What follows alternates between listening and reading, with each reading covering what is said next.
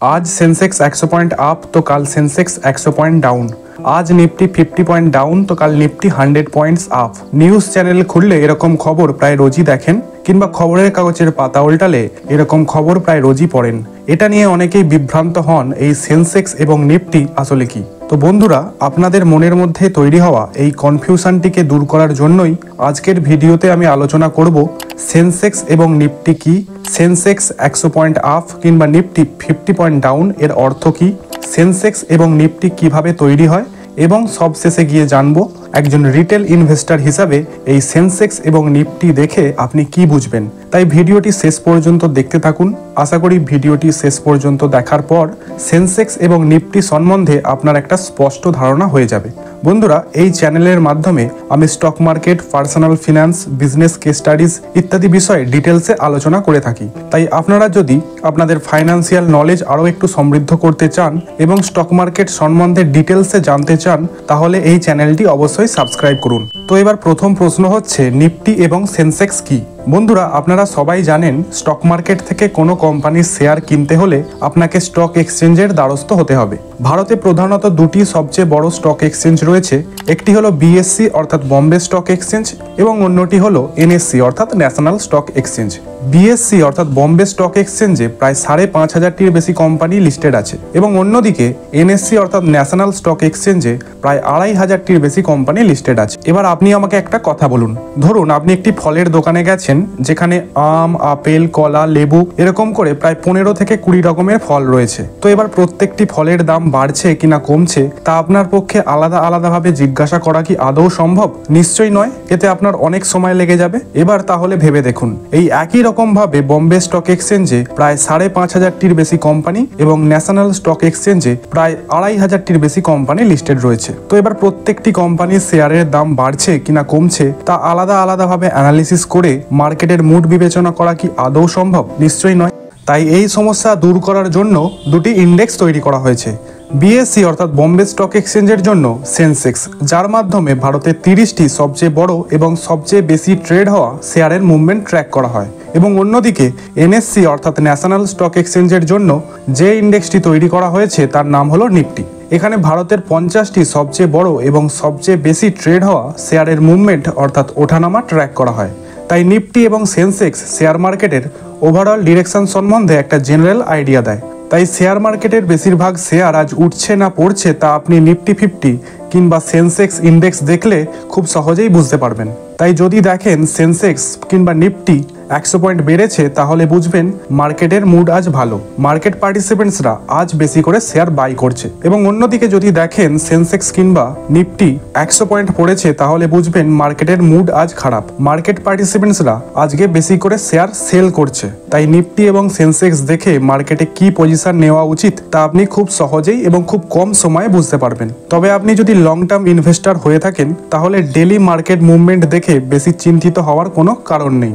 আপনি যদি fundamentally strong শেয়ারে ইনভেস্ট করে থাকেন, তাহলে ভবিষ্যতে কম বেশি ভালো রিটার্নই পাবেন।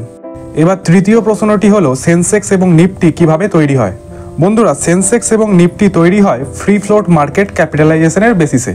তো ফ্রি ফ্লোট মার্কেট ক্যাপিটালাইজেশন কি তা বোঝার আগে আমাদের জানতে হবে মার্কেট ক্যাপিটালাইজেশন কি। তো আপনারা যদি কোনো কোম্পানির সমস্ত আউটস্ট্যান্ডিং শেয়ার কিনতে চান, তাহলে আপনাদের যত টাকা পে করতে হবে তার টোটাল ভ্যালুটাকেই বলা হয় মার্কেট ক্যাপিটালাইজেশন।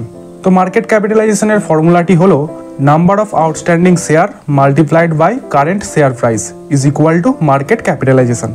ধরুন XYZ নামক কোনো কোম্পানির টোটাল আউটস্ট্যান্ডিং শেয়ার 100টি এবং কোম্পানিটির কারেন্ট শেয়ার প্রাইস 20 রুপিস, তাহলে XYZ কোম্পানিটির মার্কেট ক্যাপিটালাইজেশন হবে 100 multiplied by 20 is equal to 2000। তো এবার আরও একটি গুরুত্বপূর্ণ তথ্য, যখন কোনো কোম্পানি শেয়ার মার্কেটে লিস্ট হয়, তখন কোম্পানির প্রমোটাররা সমস্ত শেয়ারই নর্মাল পাবলিকদের ট্রেড করার অনুমতি দেয় না, তারা কিছু শেয়ার নিজেদের কাছে রেখে দেয়। তো টোটাল আউটস্ট্যান্ডিং শেয়ার থেকে কোম্পানির প্রমোটার ওন্ড শেয়ারগুলিকে বাদ দিলে যে কটি শেয়ার পড়ে থাকে তার টোটাল ভ্যালুটিকেই বলা হয় ফ্রি ফ্লোট মার্কেট ক্যাপিটালাইজেশন। তাহলে এবার XYZ কোম্পানির ক্ষেত্রে টোটাল আউটস্ট্যান্ডিং শেয়ার 100টি এবং ধরুন প্রমোটাররা 40টা শেয়ার তাদের নিজেদের কাছে রেখে দিয়েছে, যেগুলি তারা নর্মাল পাবলিকদের ট্রেড করার অনুমতি দেয়নি। তাহলে total number of outstanding share যেগুলি নর্মাল পাবলিক ট্রেড করতে পারবে তার সংখ্যাটি হলো 100 - 40 = 60। এবার XYZ কোম্পানির কারেন্ট শেয়ার প্রাইস যদি 20 টাকা হয়, তাহলে XYZ কোম্পানিটির ফ্রি ফ্লোট মার্কেট ক্যাপিটালাইজেশন হবে 60 × 20 = 1200 রুপিস। সো XYZ কোম্পানির ফ্রি ফ্লোট মার্কেট ক্যাপিটালাইজেশন হবে 1200 টাকা। এরকমভাবে ফ্রি ফ্লোট মার্কেট ক্যাপিটালাইজেশনের বেসিসে ভারতের 30টি সবচেয়ে বড় কোম্পানিকে নিয়ে যে ইন্ডেক্সটি তৈরি করা হয়েছে তার নাম হলো সেন্সেক্স, এবং অন্যদিকে ফ্রি ফ্লোট মার্কেট ক্যাপিটালাইজেশনের বেসিসে ভারতের সবচেয়ে বড় 50টি কোম্পানিকে নিয়ে যে ইন্ডেক্সটি তৈরি করা হয়েছে তার নাম হলো নিফটি 50 ইন্ডেক্স। এবং এই সমস্ত কোম্পানিগুলি বিভিন্ন রকমের সেক্টরের অন্তর্ভুক্ত হয়, যেমন আইটি, অটো, ব্যাংক, এনবিএফসিস, এফএমসিজি ইত্যাদি। যেসব কোম্পানির ফ্রি ফ্লোট মার্কেট ক্যাপিটালাইজেশন যত বেশি, সেন্সেক্স কিংবা নিফটিতে তার ওয়েটেজও তত বেশি। এই কারণেই দেখবেন রিলায়েন্স, টিসিএস, এইচডিএফসির মতো বড় বড় কোম্পানিগুলির শেয়ারের দামের ওঠানামা সেন্সেক্স বা নিফটিকে সবচেয়ে বেশি প্রভাবিত করে, কারণ নিফটি কিংবা সেন্সেক্সে এই সমস্ত শেয়ারের ফ্রি ফ্লোট মার্কেট ক্যাপিটালাইজেশন সবচেয়ে বেশি। তাই দেখবেন এই সমস্ত কোম্পানিগুলি ভালো পারফরমেন্স করলে কিংবা মার্কেটে এই সমস্ত কোম্পানির বিষয়ে কোনো পজিটিভ নিউজ এলে নিফটি কিংবা সেন্সেক্স 200-300 পয়েন্ট বেড়ে যায়, এবং অন্যদিকে কোম্পানি সম্বন্ধে কোনো নেগেটিভ নিউজ এলে কিংবা পারফরমেন্স খারাপ করলে সেদিন সেন্সেক্স কিংবা নিফটি প্রচুর ধস খায় এবং ইনভেস্টররা প্রচুর টাকা লস করে। তো বন্ধুরা, আপনাদের আরও একটা গুরুত্বপূর্ণ তথ্য জানিয়ে রাখি, নিফটি কিংবা সেন্সেক্সের মতো বিভিন্ন সেক্টরের বড় বড় কোম্পানিগুলিকে নিয়ে সেক্টরিয়াল ইন্ডেক্সও তৈরি করা হয়েছে, যেমন Nifty bank, Nifty auto, Nifty FMCG, Nifty Pharma ইত্যাদি। এই সমস্ত সেক্টরিয়াল ইন্ডাইসেসগুলি তৈরি হওয়ার ফলে কোনো পার্টিকুলার সেক্টরের পারফরমেন্স কিংবা মুড অ্যানালিসিস করতে অনেক সুবিধা হয়েছে। তো এবার শেষ এবং সবচেয়ে গুরুত্বপূর্ণ প্রশ্নটি হলো, এই সেন্সেক্স এবং নিফটির মতো ইন্ডেক্সগুলিকে দেখে একজন নর্মাল রিটেল ইনভেস্টর কি বুঝবে? তো প্রথমত, নিফটি এবং সেন্সেক্স শেয়ার বাজারের একটি সামগ্রিক চিত্র তুলে ধরে। আপনারা সবাই জানেন এই ইন্ডেক্সগুলি দেশের সেরা এবং বৃহত্তম কোম্পানিগুলির পারফরমেন্সের ভিত্তিতে তৈরি হয়। তাই সেন্সেক্স কিংবা নিফটির দাম বাড়লে বুঝবেন বৃহত্তম কোম্পানিগুলির শেয়ারের দাম বেড়েছে, এবং অন্যদিকে সেন্সেক্স কিংবা নিফটির দাম পড়লে বুঝবেন বৃহত্তম কোম্পানিগুলির দামও কমেছে। তাই আপনি নিফটি কিংবা সেন্সেক্সের সামগ্রিক চিত্র দেখে ইনভেস্টমেন্ট ডিসিশন নিতে পারবেন।